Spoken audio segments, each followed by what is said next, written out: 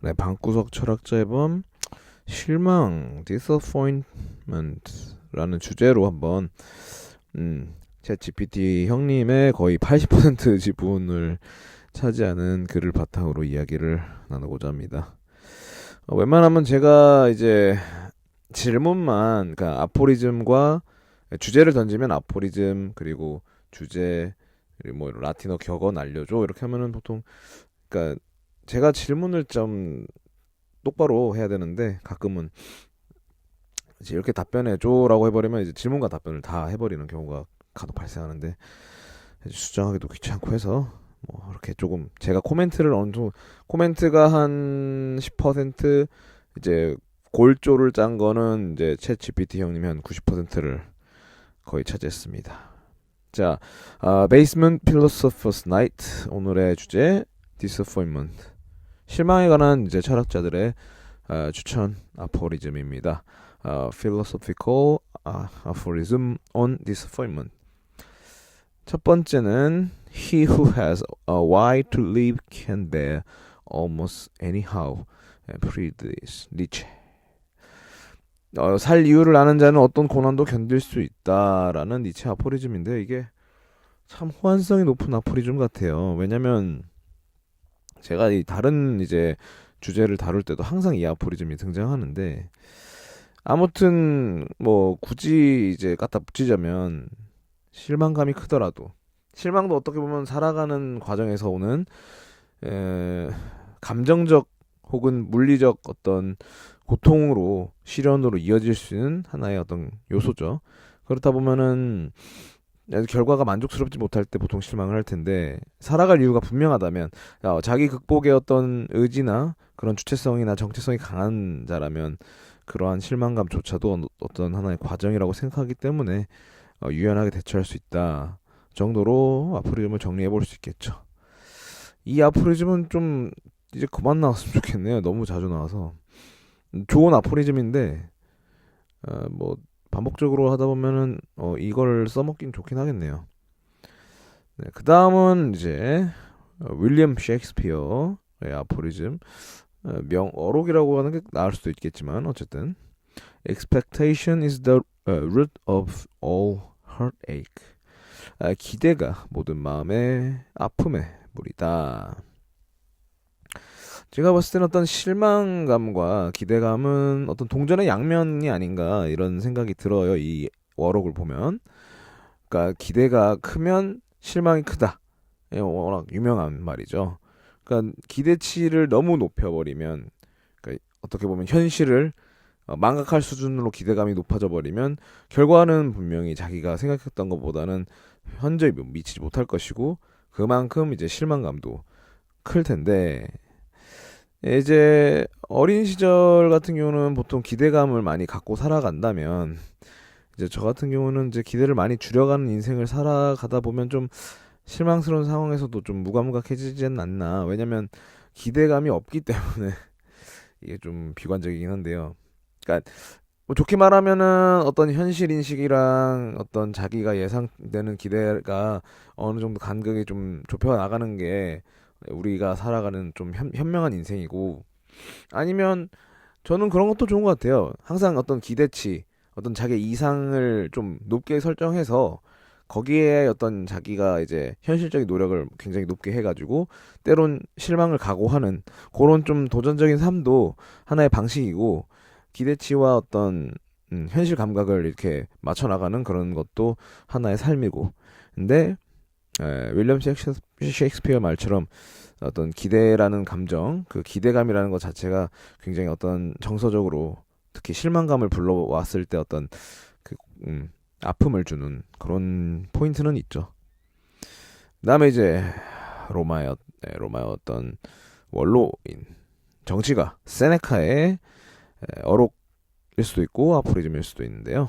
We suffer more in imagination than in reality. 우리는 현실보다 상상 속에서 더 많이 고통받는다. 그러니까 셰익스피어의 표현과 유사하죠. 그러니까 기대감, 실망감, 현실, 상상. 결국은 어떤 상상은 어떤 기대감과 연결될 수가 있는 거고 이제 현실은 실망감과 연결될 수 있는 어떤 정서인데 이것도 마찬가지로 간극이죠. 그러니까 상상의 어떤 기대감이라는 거는 상상을 더 이렇게 좀 아름답게 이를테면 유토피아적인 이상향을 좀 만들어낸다면 이제 그 상황에서 현실로 딱 왔을 때 현실이 아무리 현실이 이렇게 좋은 결과를 나타낸다고 하더라도 보통은 이상적인 자기가 그려왔던 상상보다는 좀 미치지 못하는 경우가 많죠. 이 간극이 커지면 커질수록 정서적인 어떤 고통, 그러니까 실망감은 커질 것이고 그 실망감이 이제 좀 고통이나 또 시련으로 다가올 수 있는 환경이 될 수밖에 없죠. 하지만 여기서 하나 덧붙이고자 하는 말은 우리가 사실 현실에 대한 어떤 기대감이나 어떤 그런 상상, 좀 기대치를 높이는 상상을 최대한 줄이더라도 사실 실망하지 않을 수는 없죠. 여전히 실망감은 존재하거나 클 텐데 이유는 아무래도 우리가 그럼 그만큼 현실이 좀 나아지길 바란다는 그 희망을 버리기가 쉽지 않기 때문이기도 하고 또 그 희망을 버린 삶은 굉장히 공허하고 좀 염세적이고 허무주의적인 저와 같은 아재로 살아가는 그런 좀 그렇게 썩 추천하지 않는 인생인 것 같아요. 저는 개인적으로 실망감이라는 감정을 조금 익숙해지는 것도 나쁘지 않다라는, 예, 약간 사족을 붙여 보겠습니다. 네, 그래서 이번에는 조금 주제를, 에, 철학적인 사유를 할 주제를 하나 정도만 던져달라고 요청을 했었습니다. 보통 뭐 한 두세 가지를 추천해달라고 했는데, 좀 요즘 벅차기도 해서, 이제 어떤 대주제, broad theme for further reflection. 우리가 실망감이라는 가제를 갖고 주제를 가지고 삶에 어떤 식으로 반영을 될지 대전제를 한번 제시를 해주셨습니다. GPT 성님이 disappointment as a path to self-knowledge. 실망을 통한 자기인식의 길이라는 어떤 대주제를 던져주더라고요. 실망감과 어떤 자기인식, 자기겠거나 혹은 메타인지라는 표현을 굉장히 요즘 많이 하죠. 예, 제가 학생 시절에는 보통 자기객과라는 말을 많이 했는데 요즘은 메타인지라는 표현을 많이 이제 거의 밈처럼 쓰더라고요. 그러니까 메타인지가 박살났다던가, 그러니까 자기를 돌아볼 줄 모르는 사람에게 메타인지가 제대로 되지 않는다라는 표현을 좀 하죠. 뭐 저도 잘 되고 있다고 보기는 어렵지만 노력은 하고 있죠.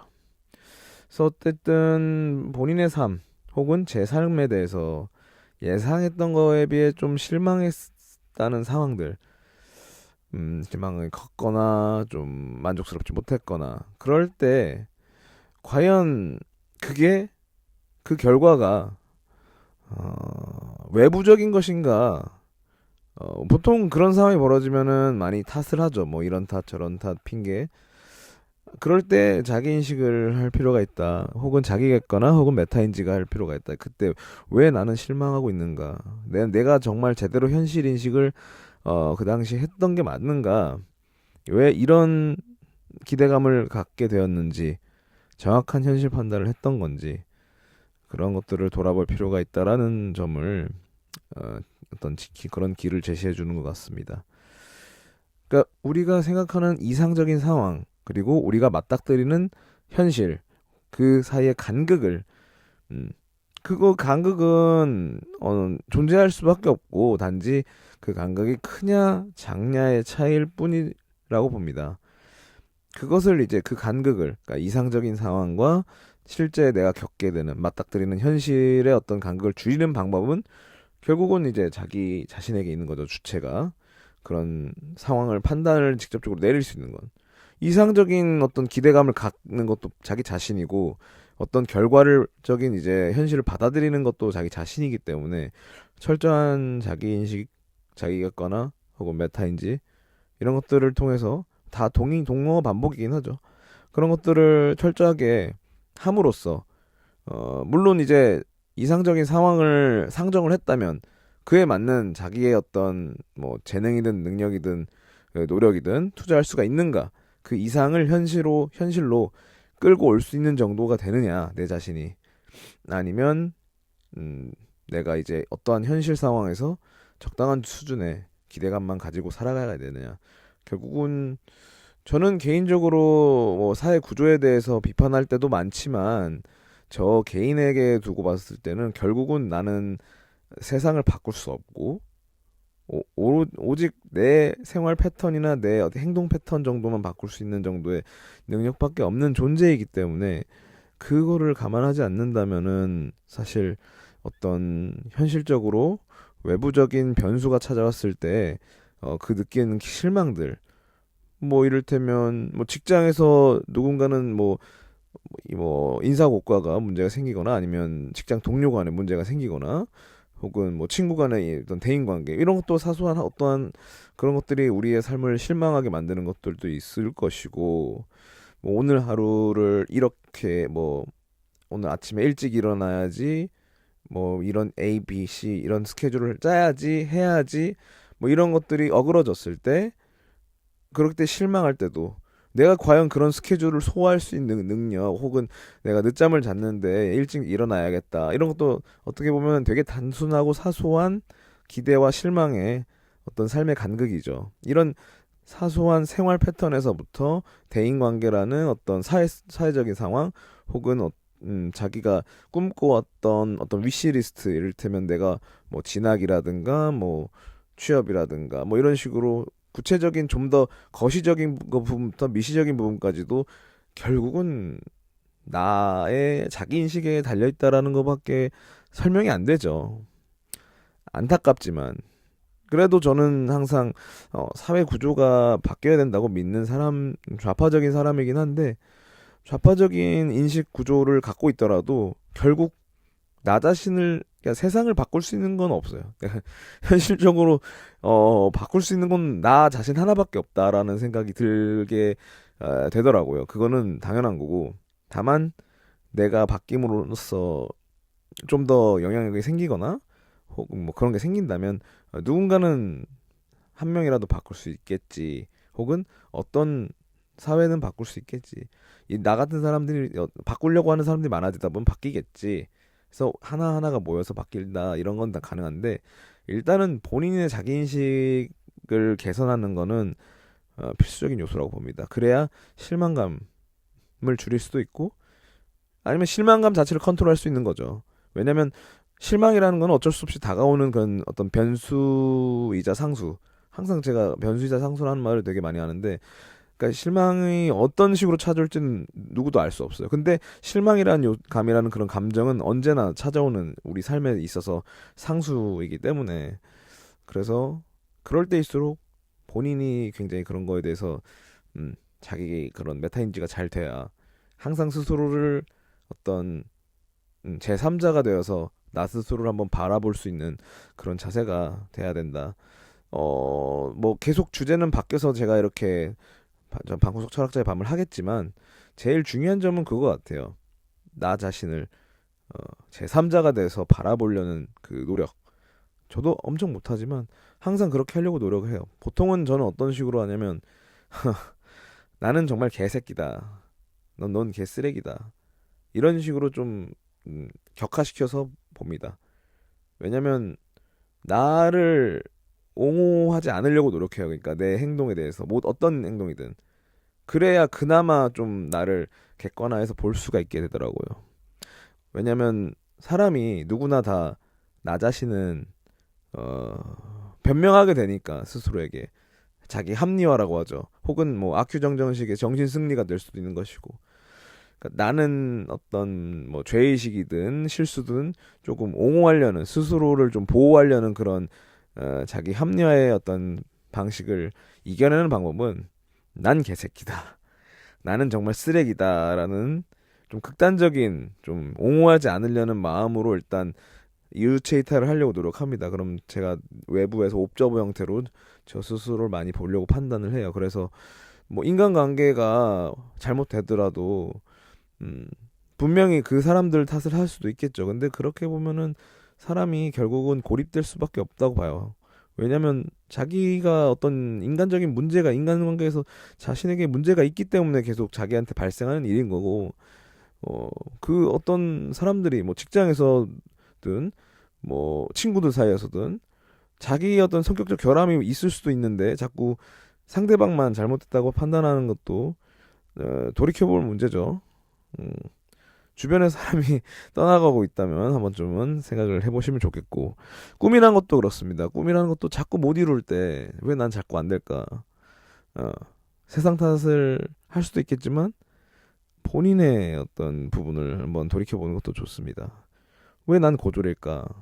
내가 그런 노력을 안 했기 때문에 어, 허세 부리다가 지적 허영심 때문에 철학책만 읽다가 저는 실제로 그랬습니다.